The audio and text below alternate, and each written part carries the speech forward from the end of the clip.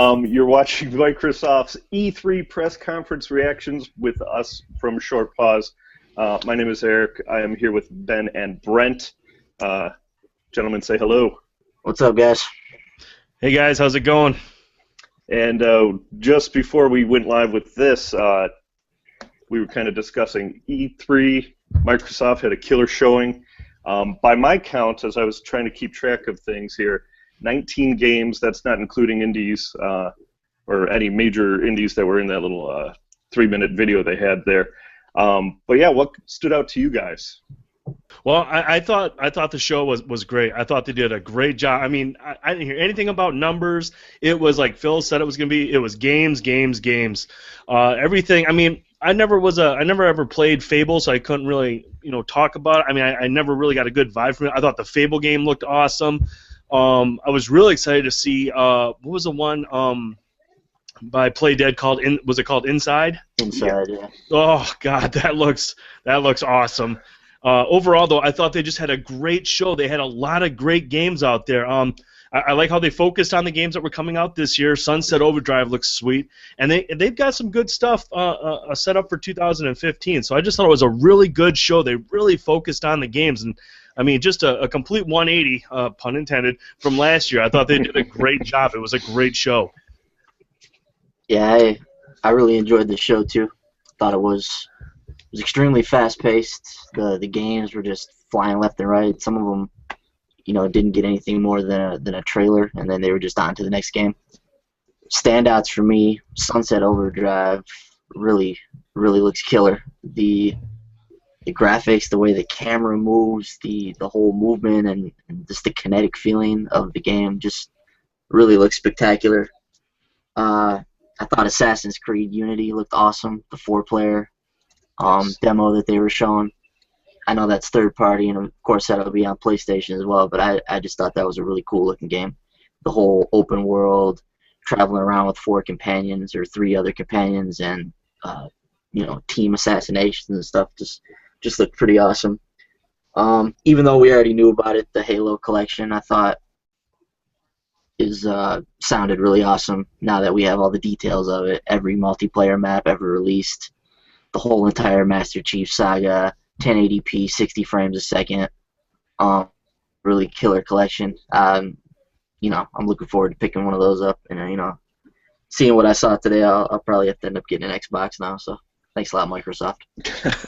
Yeah, when I first played a couple the Halo games on the 360, I was more or less jumping into the multiplayer portion, and I just could never get into the Halo multiplayer. But now that I've got this Xbox One, and I know that Halo 5 is coming out next year, I'm definitely picking up the collection so I can play through the campaigns. I think it's awesome that they're including 100 multiplayer maps spanning across all 4 of the games included. That's awesome. For the longest time, I always wished Sony made like a SOCOM game where they had SOCOM 1, 2, and 3, and they included all the maps. But I mean, the fact that Halo's got that, 100 maps, and like you said, it's running at 1080p, 60 frames. I'm definitely picking that up for the single player. I want to be able to get caught up, so when Halo 5 drops, I'm ready to go. Who needs a SOCOM collection when you have SOCOM Confrontation? Am I right? Sorry. That was brutal. Opening up old wounds. That's what I'm here for. Ben, do you think you'll pick up one with Kinect or one without if you're going to pick up an Xbox One?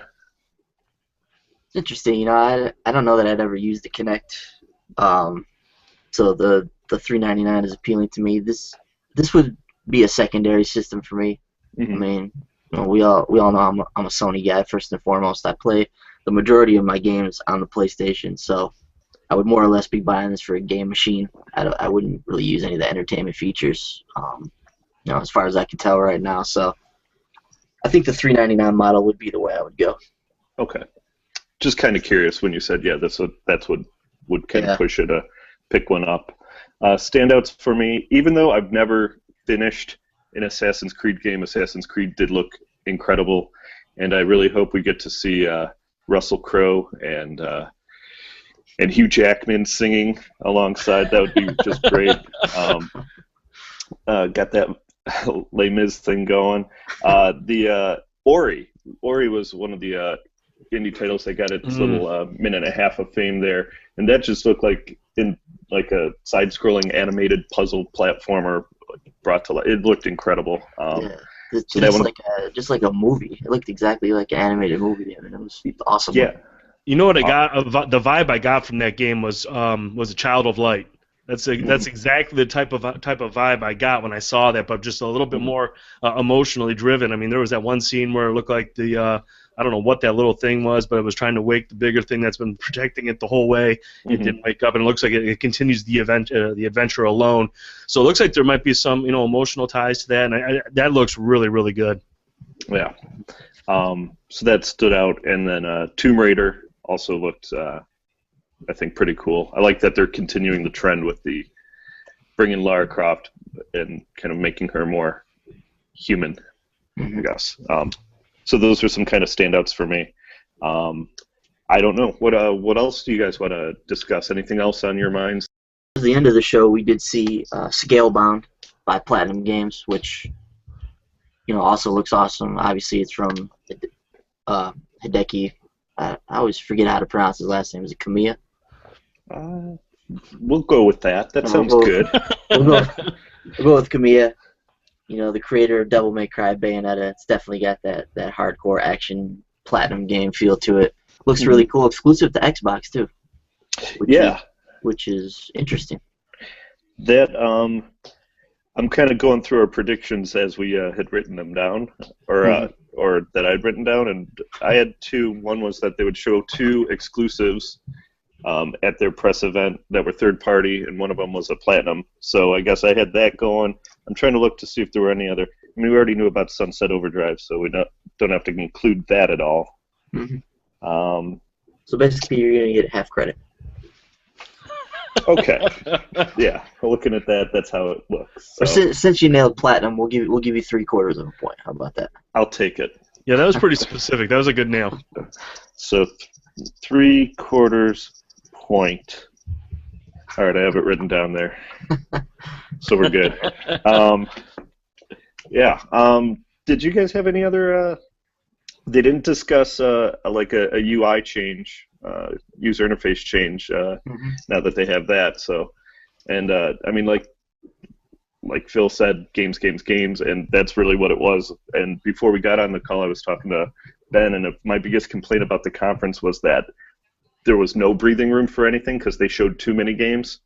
That's not a bad press event at all, really. Not a bad problem to have.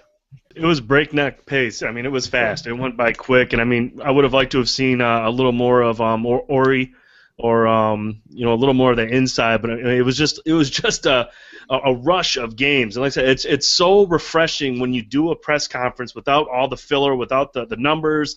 Here's how many systems launched, or here's what we're doing, and I mean, zero talk of entertainment features, no applications. Right. I thought that was awesome. I mean, they talked about something prior to the show. I think Major Nelson talked about an achievement app or something along those lines. Yeah. But, I mean, you kept that all out of the presser where it matters most, and they nailed it. I mean, I thought it was a great show. Did I see any games that were like, holy cow?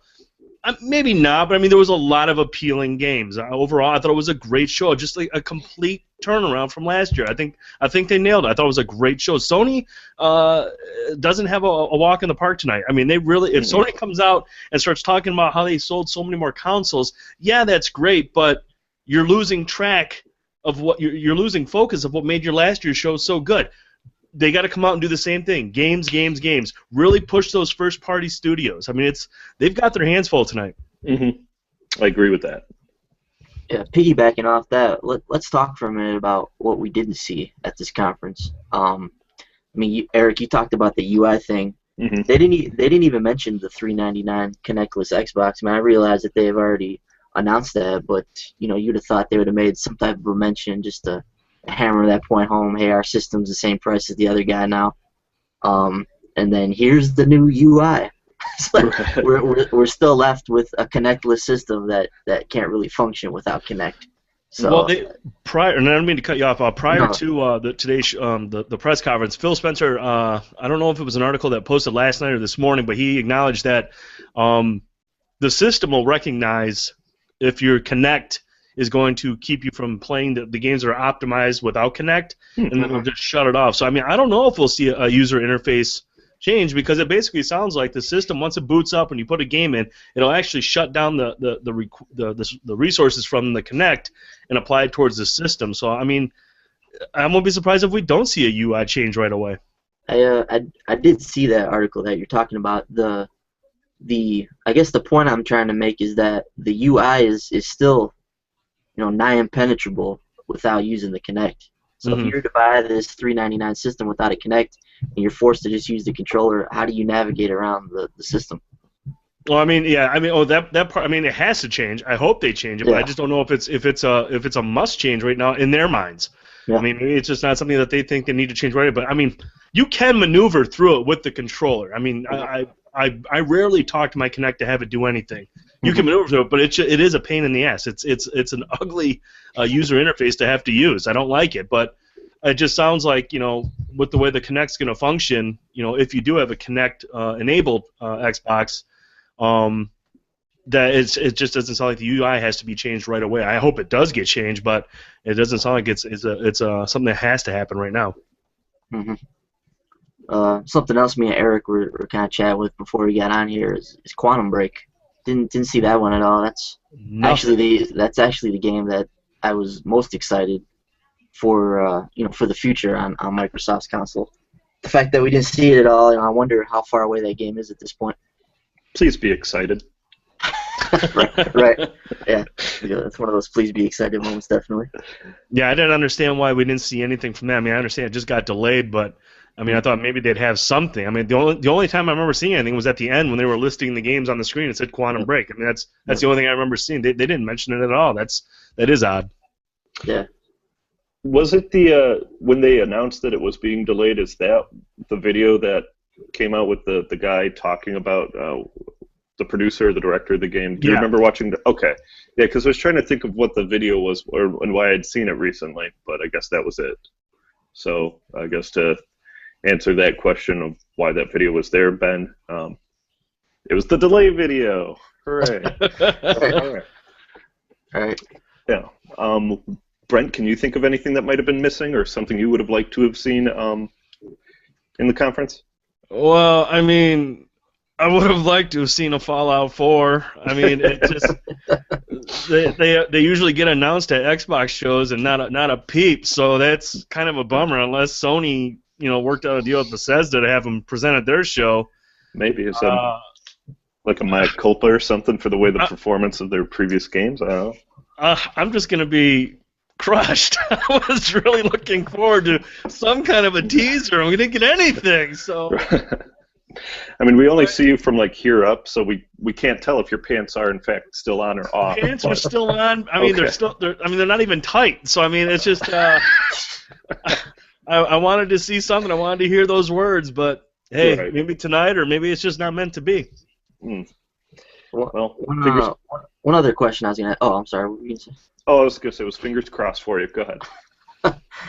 One other question I wanted to ask you guys was that we kind of hinted at this a little bit, but do you think that they showed too many games or showed too many games and didn't spend enough time on some other games? Yeah, I mean, I would have, like I said, I would have liked to have seen or maybe get a little more explanation on Ori, because it was just basically gameplay. You didn't have anyone sit down to explain what it was. I would have liked to have seen a little more on that. And what was the other one? There was another one that didn't get a whole lot of time. The Inside. I mean, just those things were just like gameplay videos, and that was it. There was no explanation of what these games were about. But I mean, I guess that just leaves it open for interpretation when you watch those videos. Right. Yeah. Go ahead, Eric. No, please. I was just gonna say there were several games like that where they were just showing a trailer for 1 minute or 1.5 minutes, then it just bam onto the next game. Mm-hmm. Yeah. I think that. I mean, if that's my biggest complaint was that there was too much that they just showed. That's not necessarily a bad thing, but I would have liked a little more insight, or have maybe another developer come out and explain, like you were saying, Brent, like, hey, this is Ori, this is a magical adventure about a fat blob in this white dragon thing, and something like that. Just give us something, But I mean, in a way, it's kind of like, all right, well, now I'm like, my interest is piqued. Visually, I know kind of, I have a story in my head that it could be. So in that sense, I don't know. Maybe I'll be let down. Maybe like a couple weeks from now, they'll be like, yeah, Ori is actually turn-based, and then I'll be really disappointed. So I don't know. But yeah, no, I'm kind of with you on that. I wish they would have maybe focused a little more on explaining just a little more. I guess the only other thing we'd have to address would be the end of the show with Crackdown. What are you guys thinking on that? Do you guys have any allegiance to this brand, or is this a franchise you're a fan of? I've never played Crackdown, so I'm not even sure what it's about. I mean, the trailer looked awesome. It looked way over the top, and it looked like all sorts of hell breaking out in that city. So I mean, that part interests me, but I don't really know the backstory to the Crackdown games to really be like, oh, I know what that's from, or oh, that's cool, that's better. I have no idea. I take Crackdown to be kind of like the over-the-top comic booky version of of an Infamous in a way. A little less story, a little more go collect these orbs and stuff, blast shards, and increase your abilities, and like that's totally fun to me. I appreciate that. The first one, I never really played. The second one I know was kind of panned because it was pretty much the same thing as the first one. They really didn't do too much to change it up. So I think if they're just bringing it back and making it HD, that's cool. Crackdown, I know, has a huge fan base, or did at a time. Did you play Crackdown? I haven't played much of Crackdown, which is kind of why I brought it up. I was wondering if you guys thought it was a curious way for them to end their show. Microsoft typically, when they like to put their shows out with a bang, with like a Halo, or here's Final Fantasy coming to Xbox, and here's Hideo Kojima, now Metal Gear's on Xbox. They're famous in one last thing moment.